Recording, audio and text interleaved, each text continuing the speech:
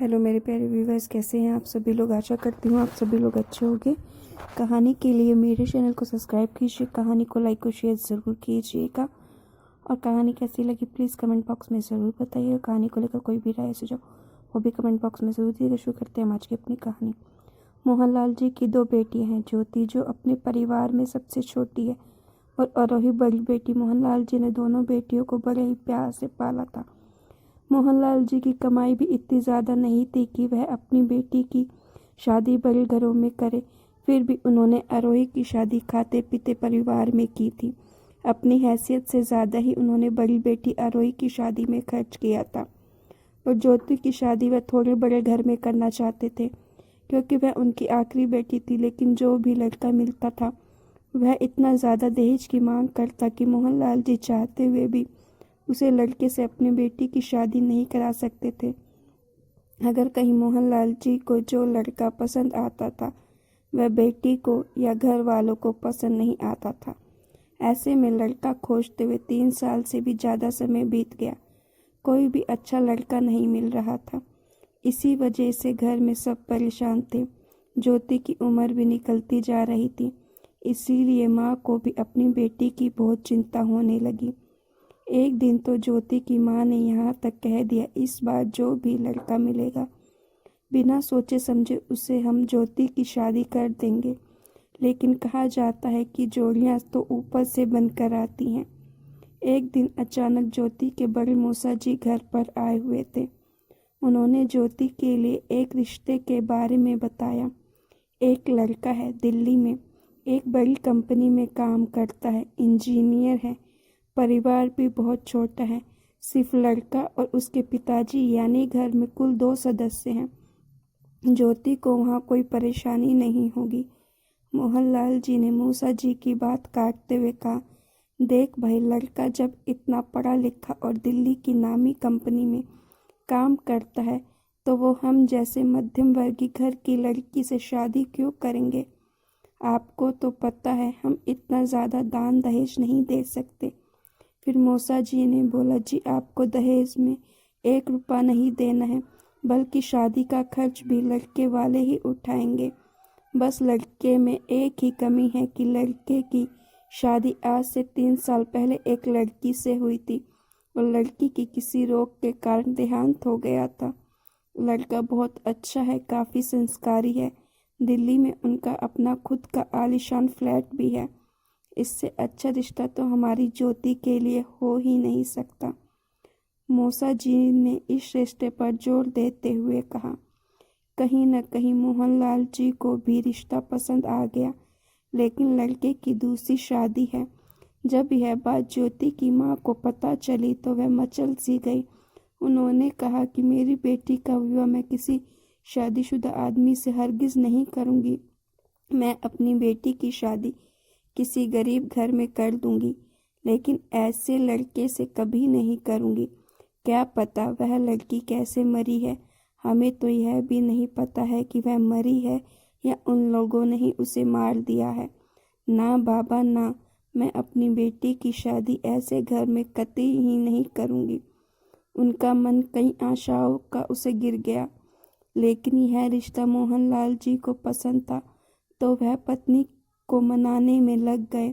उन्होंने कहा कि एक बार हम लड़के से मिलने में क्या बुराई है, हो सकता है कि हमारी ज्योति को भी वह पसंद आ जाए और फिर लड़के में क्या बुराई है। लड़का इंजीनियर है, अब क्या किसी की पत्नी मर जाती है तो क्या उस लड़के की शादी नहीं होती, उसमें उसका क्या दोष है। एक बार दिमाग ठंडा करके सोचो, इतना अच्छा रिश्ता है, हमारी बेटी बहुत खुश रहेगी।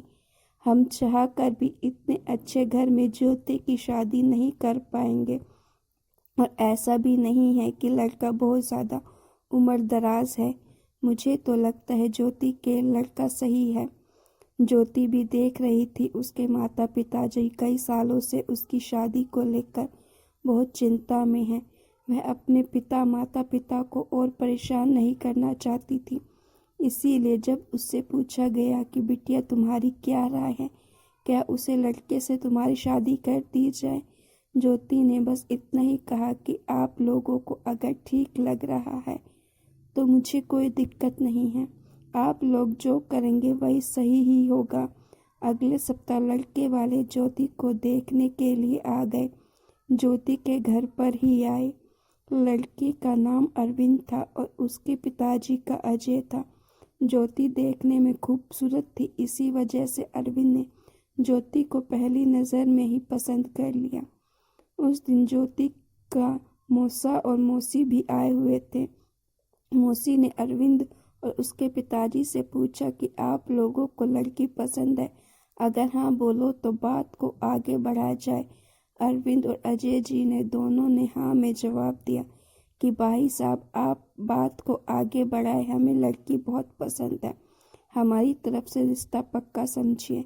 आपसे एक और विनती है, अगर आप लोग मान जाएं तो ठीक है, वरना हमें कोई ऐतराज़ नहीं है। उनका कहना था कि शादी अगर किसी मंदिर में करते हैं तो अच्छा होगा, क्योंकि दोबारा घोड़ी चढ़कर शादी करने का मन मेरे बेटे का नहीं है। वह इस शादी को शांतिपूर्वक बिना किसी शोर शराबे के करना चाहता है। मौसी जी ने कहा, ठीक है भाई साहब, हम ज्योति के पिताजी से इस विषय पर बात करके आपको बता देंगे। लड़के वालों की बात सुनकर ज्योति की माँ को थोड़ा ऐतराज हुआ। उन्होंने कहा, हमारी छोटी बेटी ज्योति की शादी में हम अपने सारे अरमान पूरा करना चाहते हैं। आखिर घर की सबसे छोटी बेटी की शादी है। खैर, अब लड़कों वालों की यही मांग है तो हम क्या कर सकते हैं। मोहनलाल जी अपने मन मार कर लड़के वालों की बात मान गए और ज्योति की शादी एक सादे समारोह में हो गई। ज्योति वहां से सीधे ही अपने ससुराल चली गई। ससुराल में सास तो थी नहीं, तो दरवाजे पर स्वागत करने के लिए ननद, जिसकी शादी बहुत पहले ही हो गई थी, वहीं खड़ी थी और साथ में अजीत जी के कुछ रिश्तेदार मौजूद थे। शादी के एक सप्ताह तक घर में बहुत चहल पहल थी। जैसे ही सारे रिश्तेदार अपने घर को चले गए कि घर बिल्कुल ही सुनसान और वीरान हो गया, क्योंकि अरविंद भी ऑफिस चला जाता था और उसके पिताजी भी बहुत कम ही बात करते थे। वह दिन भर अपने कोई ना कोई किताब पढ़ने में लगे रहते थे। ज्योति भी क्या करती, अब तो शादी होने के बाद उसका भी यही घर था। अब चाहे जैसा भी है, रहना तो पड़ेगा ही। वह अपना दिन भर का काम निपटाकर बाकी टाइम में घर की साफ सफाई करती और कुछ टाइम अपने टीवी देखने में बिताती थी। अरविंद घर आने के बाद भी ज्योति से कोई खास बात नहीं करता था, बस काम की बातें एक दूसरे से होती थी। शुरू में तो ज्योति को लगा कि नई नई शादी हुई है, धीरे धीरे सब ठीक हो जाएगा, हम दोनों एक दूसरे को जान जाएंगे, फिर आपस में जैसे पति पत्नी रहते हैं वैसे रहने लग जाएंगे।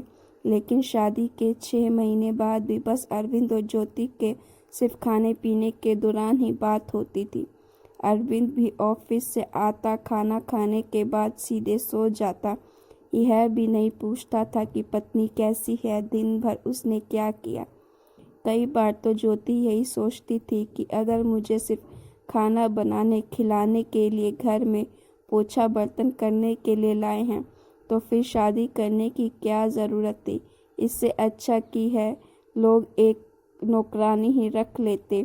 एक शाम को ज्योति ने बहुत प्यार से खीर बनाई। ज्योति ने सोचा कि आज पति का दिल खीर खिलाकर जीत लूँगी।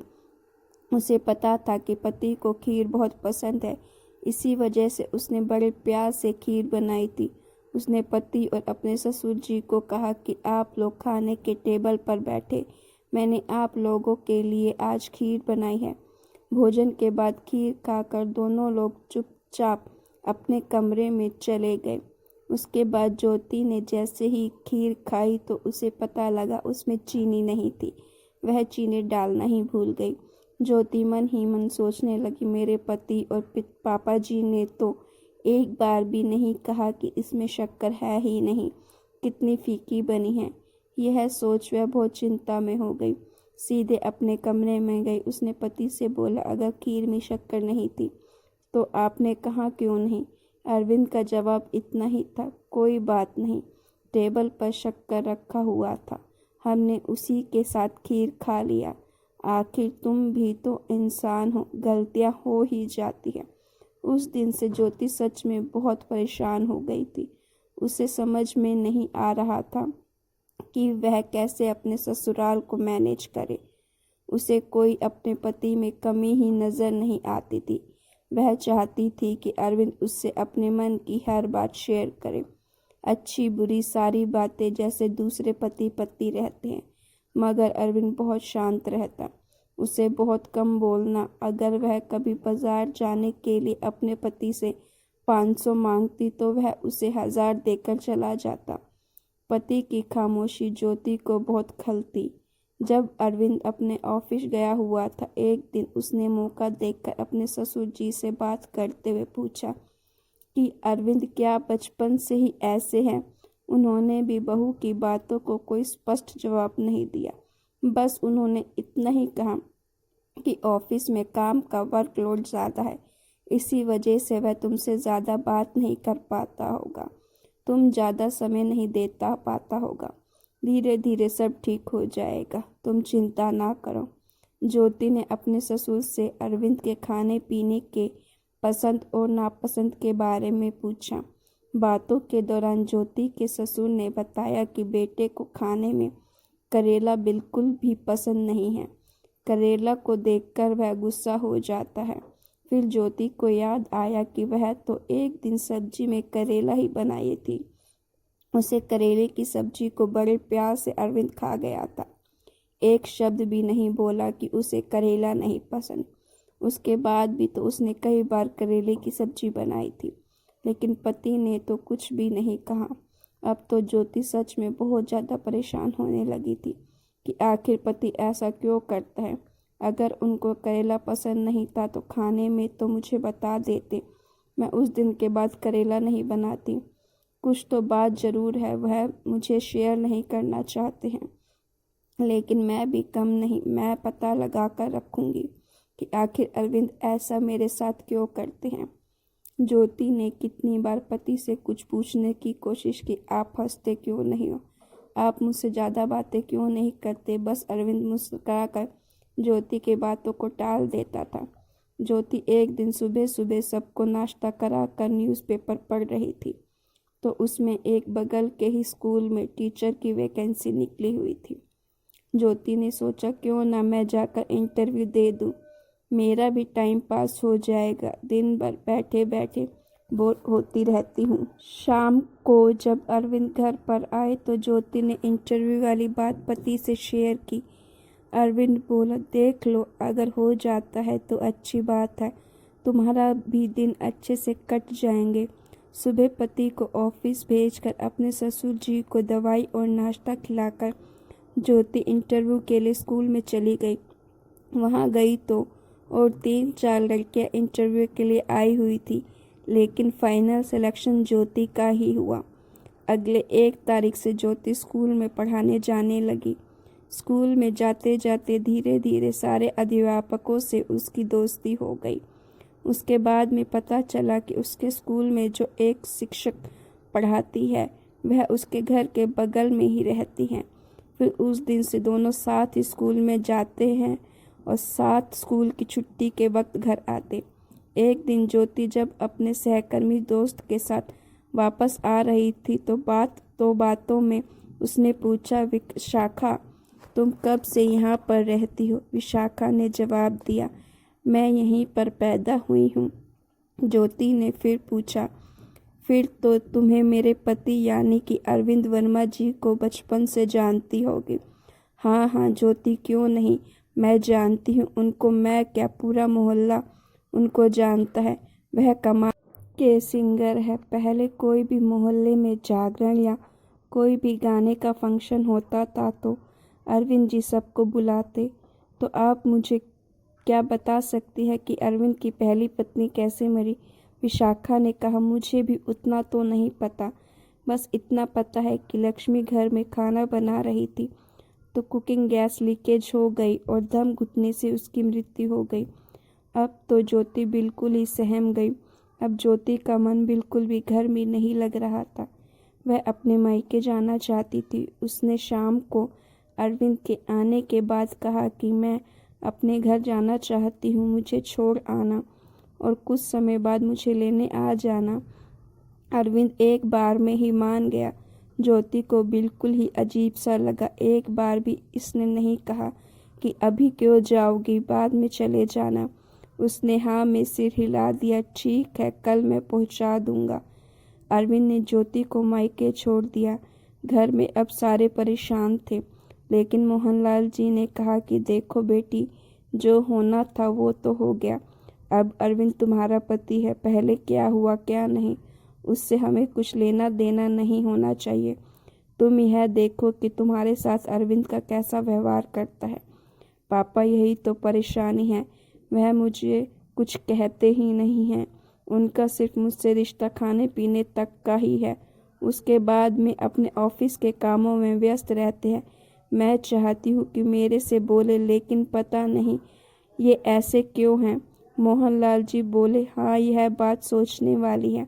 मोहनलाल जी बोले कि बेटा एक काम करो, अरविंद के चाचा चाची यहीं इसी शहर में रहते हैं, कल उनके घर चलते हैं और जानने की कोशिश करते हैं कि सच क्या है, कुछ तो बताएंगे ही। इस समय मोहनलाल जी ने अरविंद के चाचा जी को फ़ोन लगाया और उनसे मिलने की इच्छा प्रकट की। ज्योति का चाचा जी की बेटी कोमल से अच्छी दोस्ती हो गई थी। ननंद भाभी की कभी कभी फ़ोन पर बात हो जाया करती थी। ज्योति ने कोमल को फ़ोन लगाया और कहा, कोमल हम लोग तुम्हारे यहाँ घूमने आ रहे हैं, अगर टाइम मिलेगा तो हम चाचा चाची जी से भी मिलने घर भी आएंगे। ज्योति ने उससे पूरी बात नहीं बताई, क्योंकि अगर ऐसे बताती तो उसे शक हो जाता। अगली सुबह ज्योति और मोहनलाल जी कोमल के घर पहुंचे थे। चाचा चाची और कोमल ने भाभी और उसके पिताजी का खूब अच्छी तरह से मेहमान नवाजी की। कोमल ने बातों बातों में पूछ लिया, भाभी आपके और भैया में सब कुछ ठीक तो है ना?